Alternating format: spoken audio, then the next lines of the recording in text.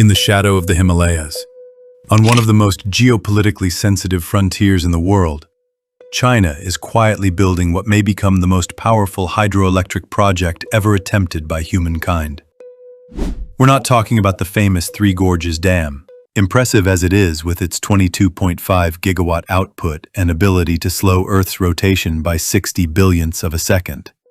No, this is something even bigger, something bolder. Deep in Tibet, China is planning to build a mega-project that could generate 60 gigawatts of energy, nearly triple the output of Three Gorges, and possibly reshape not just the landscape, but regional power dynamics. But while China envisions clean energy and engineering glory, India and Bangladesh see something else: a looming water crisis, a geopolitical time bomb, and a potential environmental disaster. Let's zoom in. The Tibetan Plateau isn't just a frozen desert, it's Asia's water tower, the birthplace of over 10 major rivers including the Yangtze, Mekong, Salween, and the mighty Brahmaputra.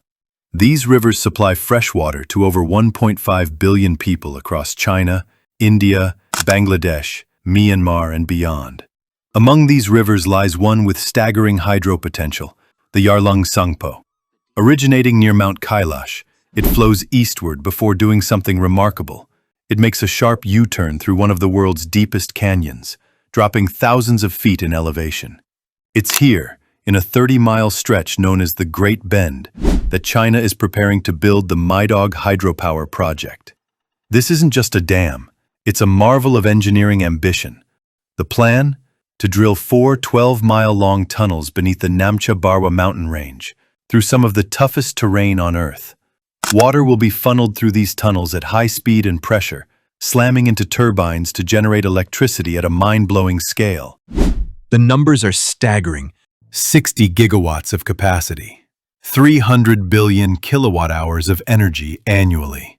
Enough to power all of the UK. But here's the twist. Tibet's population is only around 3 million. So where does all that power go? Straight to China's industrial core. But power isn't the only thing flowing downstream. Just beyond Tibet lies India, specifically the northeastern state of Arunachal Pradesh, and further down, Assam. Eventually, the river, now called the Brahmaputra, flows into Bangladesh. For these regions, the Yarlung Tsangpo isn't just a river, it's a lifeline. In Assam alone, over 18 million people rely on the Brahmaputra for drinking water and agriculture. Rice paddies, tea plantations, entire ecosystems. Everything depends on this river's flow. So when upstream control shifts to a single massive dam in Chinese territory, the stakes get high and fast. Here's where it gets tricky.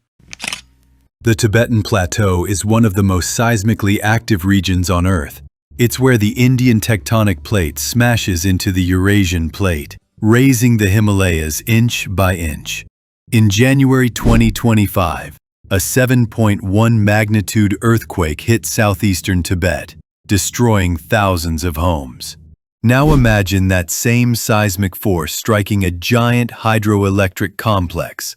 Tunnel collapses, dam breaches, landslides into the reservoir. The sudden release of billions of gallons of water could send a wall of destruction barreling toward Indian towns and farmland. And there's another risk. Even if there's no disaster, the mere ability to control the water flow gives China massive leverage. India and China have no formal treaty governing this river. No agreed protocols.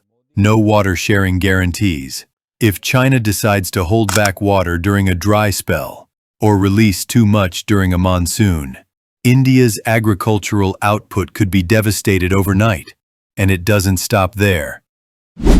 Bangladesh, already vulnerable to sea level rise and flooding, lies at the very end of this river chain. Any disruption upstream, whether a flood or drought, ripples down to the delta. During lean seasons, a 10% drop in water from China could leave millions without irrigation.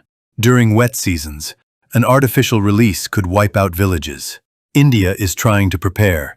It's planning its own counterdam, the Upper Siang hydropower plant, designed to store and regulate water flow.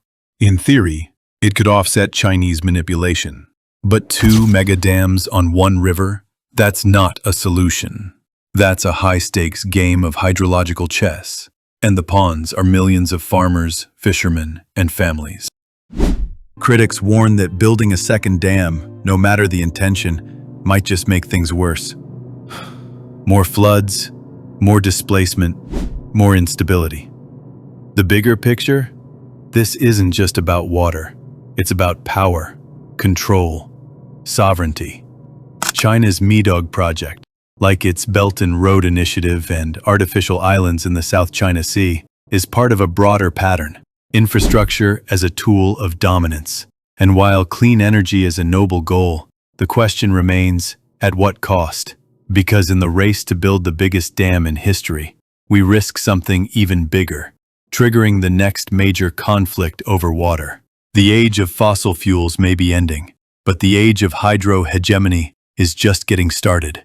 What do you think? Should megadams like this be seen as engineering marvels or environmental time bombs? Let us know your thoughts in the comments below. And if you enjoyed the video, don't forget to give it a thumbs up, subscribe to the channel, and hit the bell so you won't miss our next deep dive into the world's most fascinating mega projects.